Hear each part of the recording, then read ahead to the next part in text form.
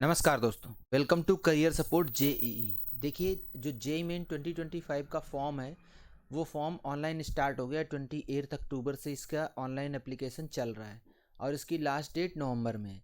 But इसके कुछ issues आ रहे हैं, वो मैं इशू आज सॉल्व कर देता हूँ। उसका जो जो प्रॉब्लम चल रही है उसके बारे में बात करूँगा। बिफोर दैट मैं बात कर लेता हूँ कि आपको रिक्वायर्ड डॉक्यूमेंट्स क्या हैं। देखो, डॉक्यूमेंट की रिक्वायरमेंट तो कुछ ज़्यादा खास नहीं है, लेकिन मैं आपको स्टार्टिंग से दिखा देता हूँ। जैसे ही आप जेई मेन के एप्लीकेशन के लिए अप्लाई करोगे तो इस लिंक पे क्लिक करोगे तो कुछ इस तरीके का आपके सामने विंडो खुल के आएगा। इस विंडो में आप जैसे ही अपना यहाँ पे कैप्चा डालोगे TX7669, जब आप ये कैप्चा डाल दोगे फिर न्यू रजिस्ट्रेशन पे क्लिक करोगे तो आपके सामने कुछ ऐसा विंडो खुल के आएगा। मतलब आपको 3 स्टेप में इसको कंप्लीट करना है। एक रजिस्ट्रेशन रहेगा, दूसरा एप्लीकेशन फॉर्म रहेगा, तीसरा फ़ी पेमेंट।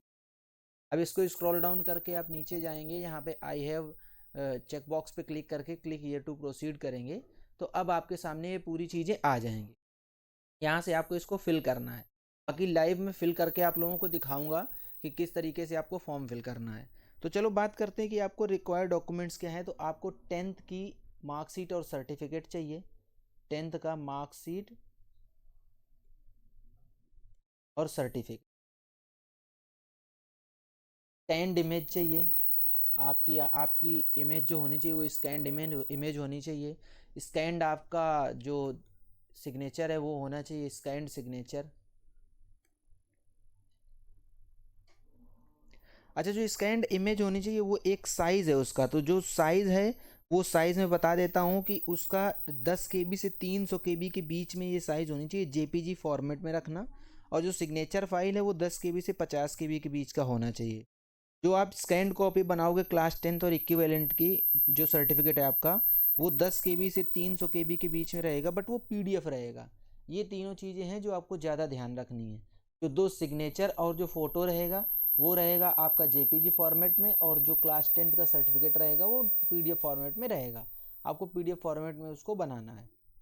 अब बात करते हैं हम लोग कि कैटेगरी सर्टिफिकेट। इसका जो एक इशू फंस रहा है बहुत ज़्यादा, बच्चे बहुत परेशान हो रहे हैं। उसके लिए मैं थोड़ा सा बात करता हूँ, आपको दोनों चीज़ें बताऊंगा, प्रोज बताऊंगा कौन।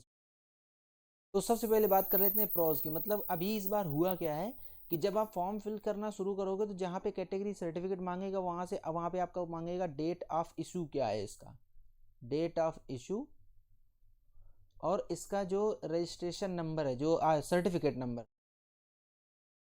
सर्टिफिकेट नंबर,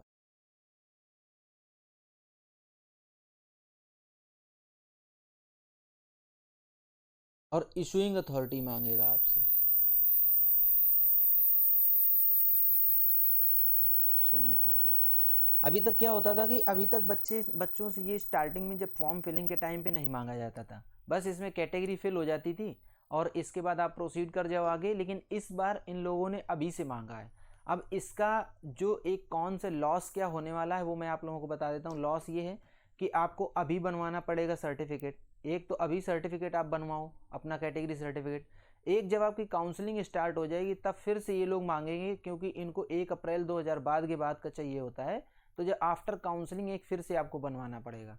तो इसमें दो चीज़ें हो गई, एक तो बच्चे अभी अपनी तैयारी करें, जनवरी सेशन में एग्ज़ाम है जनवरी में, या इसके पीछे भागें।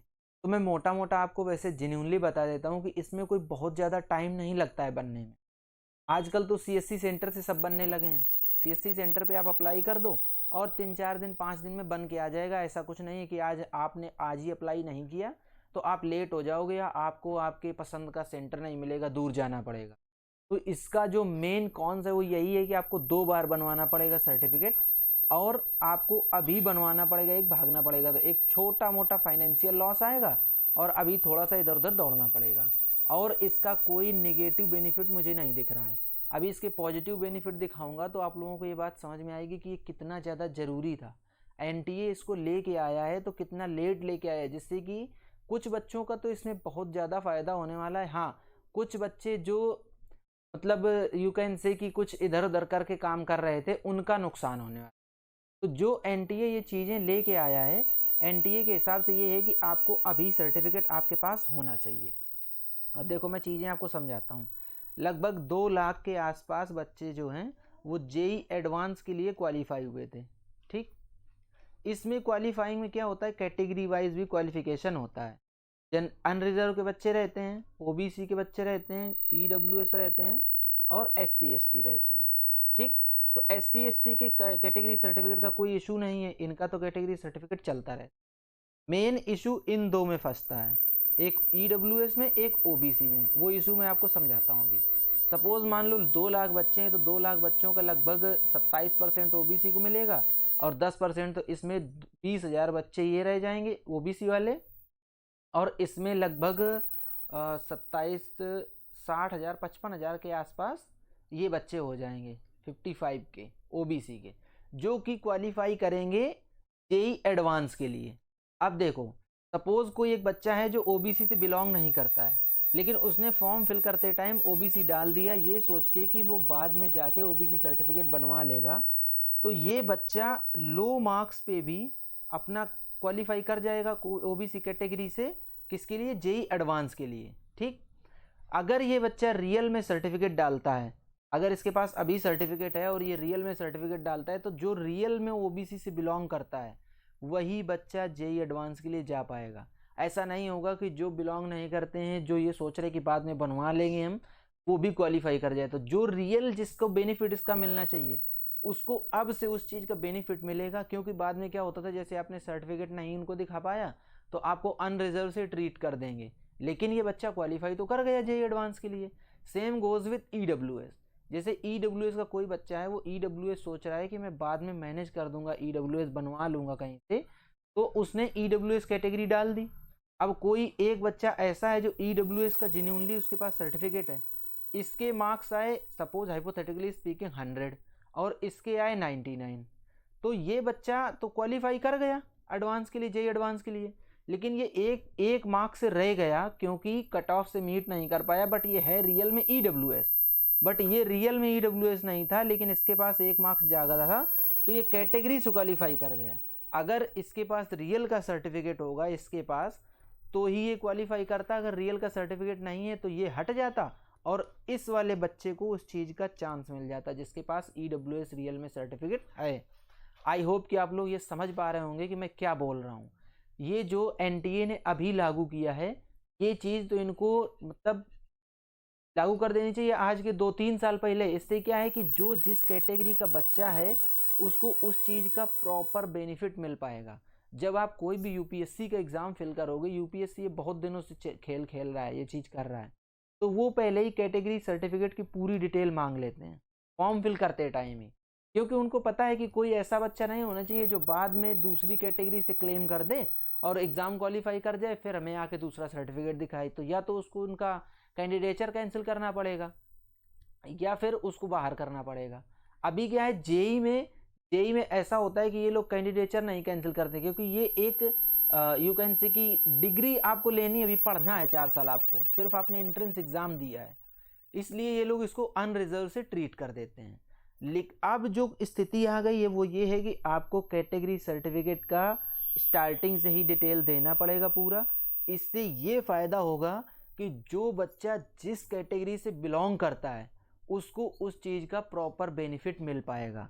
ऐसा नहीं होगा कि जो ये सोच रहे थे कि ठीक है मैं बाद में सर्टिफिकेट मैनेज कर लूँगा, बाद में सर्टिफिकेट बनवा लूँगा, वो लोग भी उस कैटेगरी का बेनिफिट ले लेते थे और जाके इसमें क्वालिफाई कर जाते थे, और जो बच्चा रियली उस चीज़ को डिज़र्व करता था उस बच्चे को वो सीट नहीं मिल पाती थी और वो अपना क्वालिफाई भी नहीं कर पाता था।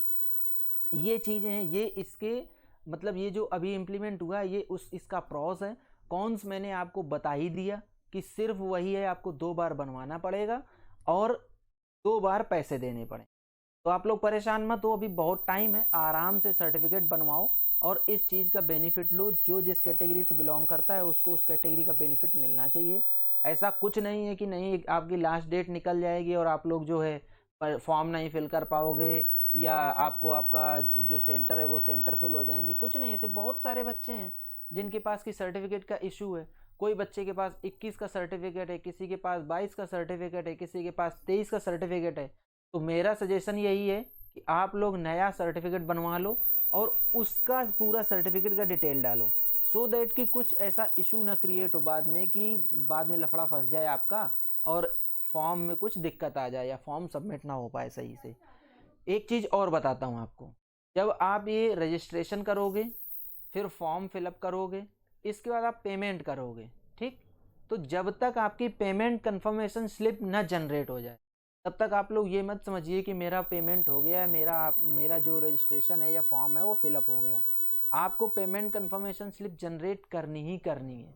अगर आपकी पेमेंट कंफर्मेशन स्लिप नहीं जनरेट होती है तो आप फिर से पेमेंट करिए।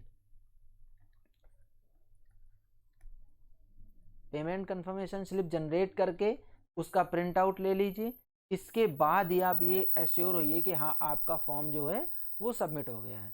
तो देखो मैंने कैटेगरी सर्टिफिकेट का जो इशू मेन था, जो बच्चों को कन्फ्यूज़न था, वो दूर कर दिया। तो इस कन्फ्यूज़न में मत रहो कि ये कोई बहुत ख़राब चीज़ आ गई है। बहुत सारे लोग एनटीए को पानी पी पी गाली दे रहे हैं कि एनटीए ने ये क्या इम्प्लीमेंट कर दिया। वो चीज़ है, कुछ नया इम्प्लीमेंट होता है तो उसमें दिक्कतें होती हैं, लेकिन जिस तरीके से एग्ज़ाम्स में घपला घोटाला चल रहा है तो इनको और ज़्यादा स्ट्रिक्ट और ज़्यादा ट्रांसपेरेंट बनाने के लिए इस तरीके की चीज़ें करी जा रही हैं।